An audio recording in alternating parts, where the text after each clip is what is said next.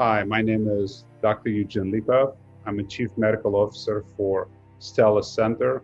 I'm an anesthesiologist who's pioneered using stellar ganglion block for PTSD. We're going to discuss today PTSD being a real biological change in the brain, not a psychiatric disorder.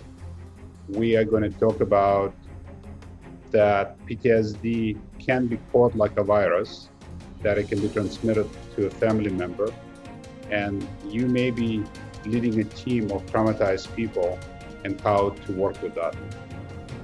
Congratulations! You are tuned into Dov Baron's Leadership and Loyalty Show, the #1 podcast for Fortune 500 executives and those who are dedicated to creating a quantum leap in leadership. Your host, Dov Baron, he's an executive mentor to leaders like you, a contributing writer for Entrepreneur Magazine, CEO World, and he's been featured on CNN, Fox, CBS, and many other notable sites. Dov Baron is an international business speaker who was named by Inc. magazine as one of the top 100 leadership speakers to hire. Now, over to Dov Baron. Welcome, dear friends, fans, and fellow aficionados of leadership excellence. Thank you for joining us on this episode of Leadership and Loyalty Tips for Executives. What do you need to do to up-level your leadership? Well, as you know, leaders, we may appear to lead projects and outcomes, but none of that is possible unless we know how to lead people. However, to lead people, we need a higher level of self and other awareness. Could you be leading a team of traumatized individuals and not even know it? Could you be walking around with trauma and be unaware? Now, I hear you saying, no way. I would know. Well, most people believe that they're self-aware, but true self-awareness is actually a very rare quality. In fact, HBR did a nearly 5-year research program on the subject, and they discovered that although 95% of people think they're self-aware, only 10 to 15% are actually aware. So what might you be missing, and what might be the impact of that? Well, we're going to find out about that on today's show. I'm your host, Dov Baron, and I'm here to assist you, tapping into the one thing in your business that changes everything by transforming meaning into action. If you're curious to know more, go to dovbaron.com. That's DOVBARON.com. This episode of Leadership and Loyalty is brought to you in part by our other podcast, Curiosity Bites. Curiosity Bites is the answer to the question, how can we bring people together who completely disagree? This is exactly what your heart, your mind, and your soul have been craving. It's the most binge-worthy podcast on the internet. You get to sit in and tune into some of the most interesting and often intense conversations with some of the world's most interesting people, including today's guest, by the way. We have people like astronauts, neuroscientists, philosophers, holy people, quantum physicists, skeptics, entrepreneurs, multi-Grammy award-winning entertainers, and some folks you might think you'd completely disagree with, you're going to find truly fascinating. Simply go to dovbaron.com and find out how you can sign up for and sink your teeth into the delicious Curiosity Bites. As always, you can find both of our podcasts on Apple Podcasts, Spotify, iHeartRadio, or wherever it is that you tune into podcasts. And we always need your help to stay relevant. So please get over to there, to wherever there is. Do us a favor, please. Rate, review, and subscribe to the show. If you are a regular listener, big thank you to you for making us the #1 podcast globally for Fortune 500 listeners. And we are deeply honored and grateful to be cited by Inc.com as the #1 podcast to make you a better leader. Again, thank you for sharing the show with everybody you know. All right, let's strip it down and dive right in. Early in the pandemic, I was being interviewed by the media about what I believed would be the unexpected. They were asking me, what do you think will be the unexpected impact of the pandemic on business? And I said, we need, as business and as leaders, we need to prepare for an epidemic of emotional fallout from the economic and emotional physical stress of isolation. That this situation is likely to push people into a psychological traumatized response that no one is fully prepared for, including, maybe especially, the people who are experiencing that. Well, you may have heard that with the loosening of travel restrictions and the availability of vaccines, travel, especially air travel, is booming. However, American and Southwest Airlines have both postponed serving alcohol amid a surge in in-flight violence. According to the Flight Attendants Union, in one incident, an attendant lost 2 teeth.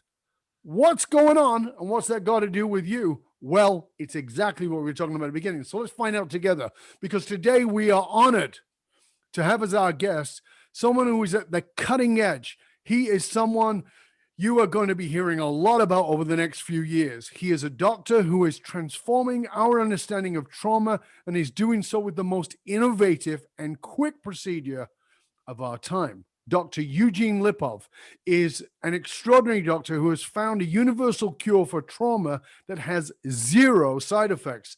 Dr. Lipov is a world-renowned, board-certified anesthesiologist, I always fumble that word, and a medical researcher who is one of the world's foremost experts on trauma's effects on the nervous system, that fight or flight response, and its effect on the human body. Dr. Lipov has developed this innovative procedure, the stellar ganglion block, or SGB, which relieves PTSD patients from suffering from the symptoms of the condition, allowing them to live fuller lives without pain or an overstimulated nervous system. As the leading expert in his field, his research has earned him an invitation to testify before the U.S. House Committee on Veterans Affairs in 2010. Dr. Lipov seems to be a rising star. He is being interviewed on a large number of topics outside of the usual expertise on PTSD treatment. In fact, he's presently in negotiation around a book and a movie based on his unique process. So, ladies and gentlemen, put your hands together and help me to welcome the creator of the Lipov procedure, the dual sympathetic reset, a man whose patient is called the Miracle Man, Dr. Eugene Lipov! And the crowd goes wild, young man.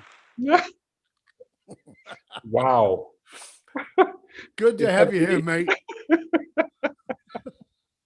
I am honored. I'm really honored. I'm looking forward to this conversation.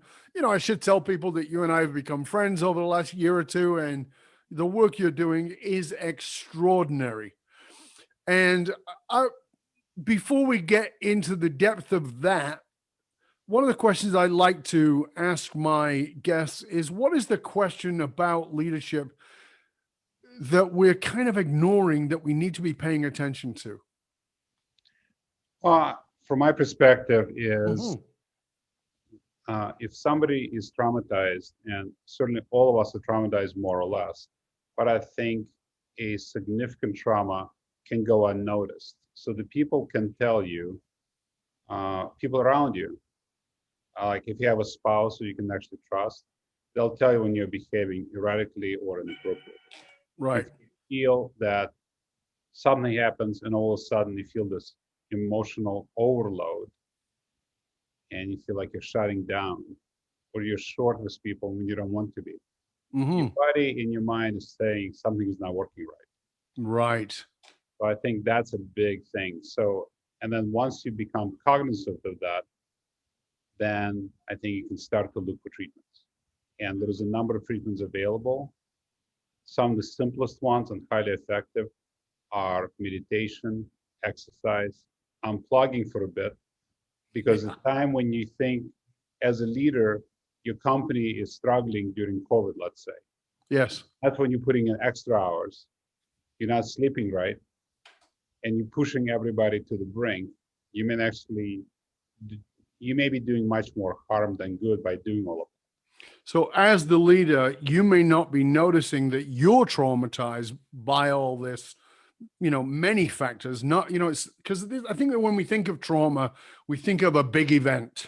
You know, that's the category, right? You know, you were at war, you've got PTSD. You were raped, you've got PTSD. There's this big event. But I think that in leadership, we don't notice that oftentimes it's cumulative, that there's these little things that are going on. And in COVID, we've seen a lot of that. In the pandemic and the isolation, we've seen more of that. So the leader themselves may be traumatized, and the people they're leading may in fact be traumatized. Is that right?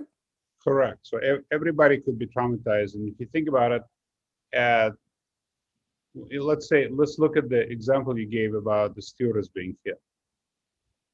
So the person was probably traumatized and were trying to take their trauma for a little swim with alcohol. They would try to calm themselves down. Yes. And then when that became excessive to the extent they lost self-control, now they became violent and they really start becoming hyper-aggressive. So think of a lot of leaders drink to excess. I have not Yes. done that. I've talked to some people who spend a lot of time in Wall Street and they're highly stressed and they have to unplug all the time and they're always hyped up. And Right. then they can go to sleep. So they do X to go to sleep. Mm-hmm. Sometimes medicinal, sometimes not as medicinal, sometimes alcohol. So now the sleep is disturbed. And now they have to wake themselves up in the morning by whichever method you're doing it. So Right. you're always going 14 up cups and of coffee or a long line of powder. down. Exactly, something. It does Mhm. not optimize your cognitive function. So Right. the point is you need to optimize the cognitive function and you need to have one or hopefully more than one person you can actually trust that will tell you what you're doing. Okay, so let's pause that for a minute because I think that now we've sort of planted that seed that is around self-awareness. But as humans, as leaders, we often don't see or we dismiss something until it's too late. And in the context of trauma, that's clear to me that that's happening all over the place. So I would love for you to talk to us about the scientist Ignaz Semmelweis, I believe his name is. He was known as the savior of mothers. Um, Tell us a little bit about him, because I think this is going to give people an awareness of what they're not aware of. Well, that's my favorite cautionary tale in medicine. Mm-hmm. So he was a physician. He was Hungarian born, and he was going to medical school in Austria. At that time, it was the leading edge in medicine. And then what he noticed is that when women delivered children in a hospital by gynecologists, the chance of the death from infection was 3 times higher compared to when it was being done at home by midwives. All right, so let's put a pause in that for a minute because I want that to sink in for people. So you're at home, you have a baby, pretty good chance you baby back in those days your baby could die, but that was 3 times higher if you went and had it delivered by a gynecologist who was quote an expert. Is that In a, right? in a hospital, yes. In a hospital, right? And not a baby would die, the mother would die. Well, the mother would die. The Right. mother would die. Right. So he was trying to understand what it was. So he looked at it and he thought, you must be transmitting something to the doctors. So he told the doctors, you must be transmitting something. So he looked at what was being done. So it turned out the doctors of the day would go in, dissect dead bodies to figure out why they died, and then run over, sometimes literally, and deliver the children without washing their hands. Without Because, washing their hands. yeah, nobody was washing their hands at that time. The thought was that it was bad humors that transmitted disease. If it didn't smell bad, there is no transmission of disease. Oh, so they believed you could only transmit a disease that you could smell. Basically. Wow. So Okay. he wrote papers on that. Mm-hmm. And then he went to the doctors and they said, you need to wash your hands. I don't know why, but you're killing mothers. So the doctors believed that he was calling them dirty. Yes. And they pushed him so hard, whichever way, he was admitted to a psychiatric ward and he was beaten to death there within a month of admission. 20 years later, Pasteur figured out the germ theory. And then he said, well, that's why you need to wash your hands. So posthumously, of course, the doctor was, hailed as a hero for saving mothers. But he was quite dead at that point. Yeah, but not much use when you're dead. So let's put that in the context of trauma. So help us to grasp that in the context of trauma, because that's a powerful story about a guy who can see something that other people are ignoring, and he's made wrong and dies because he's made wrong. But what does that mean to us in the context of trauma that when we don't see it? Well, I think that's a cautionary tale of ignoring things, and it shows you how slow to adopt change the medical system truly is. Mm. So I think part of the reason you and I've discussed this case, Jamie definitely and I discussed this at length, and to me, it's very important to kind of persist in the right direction. I think it's important. But the other part is, if the entire medical system says you're wrong, it doesn't mean you're wrong. Mm-hmm. So I've had a lot of pushback in the beginning of treating PTSD using stellar ganglion block or hot flashes using stellar ganglion block. I've had people insult me in a local newspaper. Yeah. So I mean, obviously you end up in an asylum beaten to death, but there's a modern version of that. It's still pretty harsh. Nonetheless, you're telling this cautionary tale. You're making people aware of something that they're ignoring, and you've created a solution, i.e., washing your hands. But you've created a solution that is actually very quick. I mean, it's not like going in and doing a brain surgery. You created something that's very quick. Just before we move on, I want people to have a grasp of how long is the procedure, because I think when people think about this, they don't know what it is, of course. So you're doing this medical procedure on them for PTSD. People may be imagining that this is, 20 years of therapy.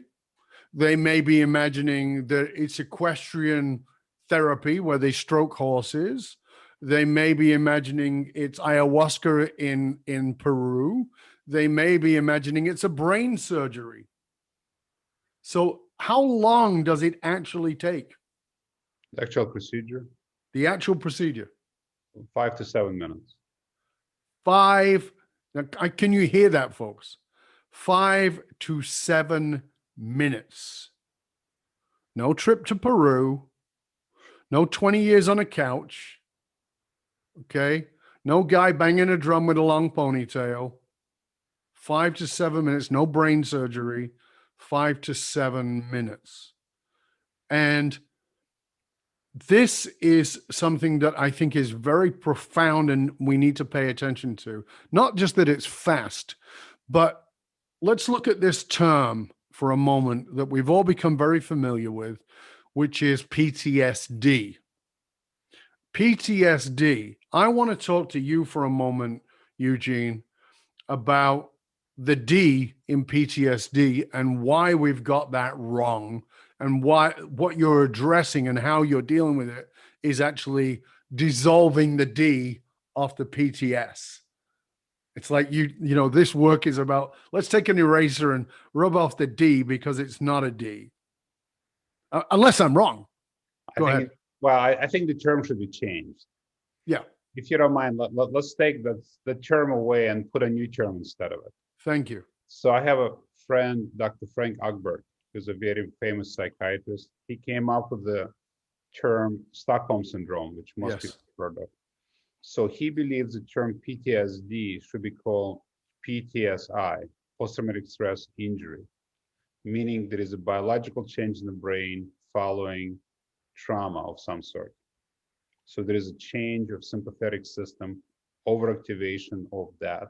And you can actually see that on a functional MRI or a PET scan.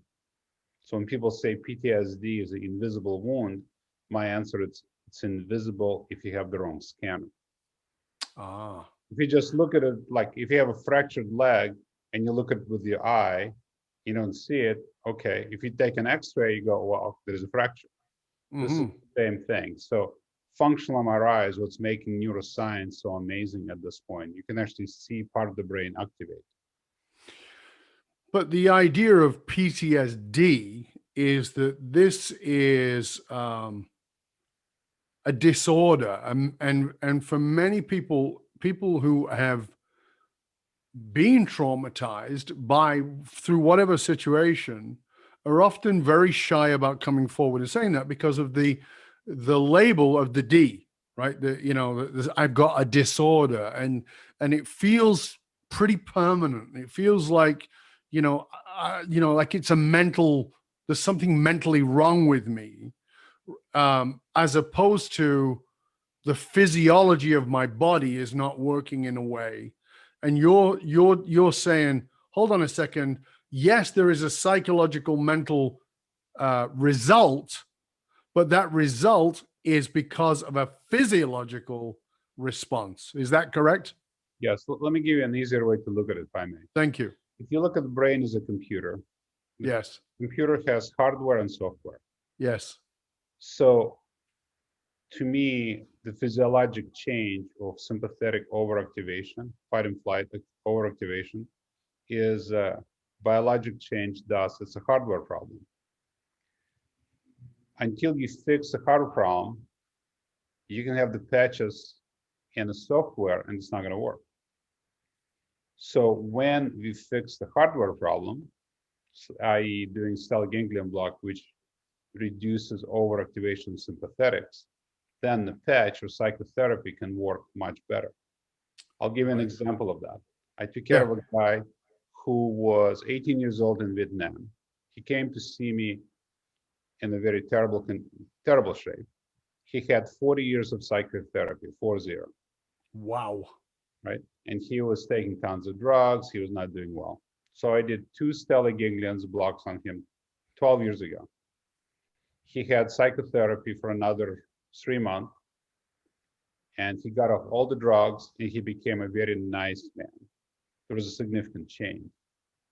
So when you say a nice man, what does that mean compared to what?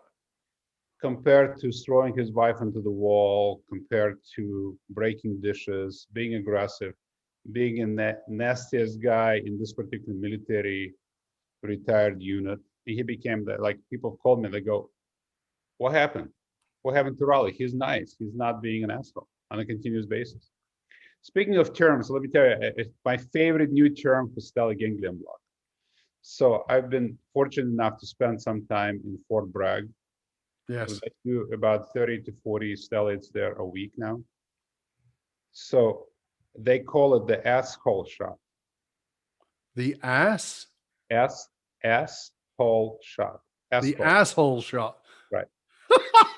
Shouldn't it be the de-asshole shot? No. Hold on. Let me tell you why. Okay. So when the guys have the block, stellate ganglion block, and they get a lot better, if it's coming back and they're becoming asshole again, the wife go, you got to go get your asshole shot again so you stop being an asshole. That is fantastic. I love That's that. my diagnosis. That's my new diagnosis. So if you think about, speaking of leaders, if they're being always assholes, right? They're being nasty and people are leaving in droves because they're being mistreated or whatever. It may be time to stop and look and say, hey, maybe I have you need an asshole shot. Fight and flight system, right? And it's like, well, I'm being an asshole. Let's treat that condition. But this is, I think I love that, but I think that this is, as we come towards the end of the first half of the show, this is the thing I want people to grasp, is that this is first and foremost, it's treatable, but second of all, I think that there's a great deal of shame around trauma, and I'm very concerned with shame. Because we have these behaviors and then things happen, whatever those things are, we become traumatized, and then we behave badly and we shame ourselves. I'm always shamed around those behaviors, and it becomes this vicious cycle.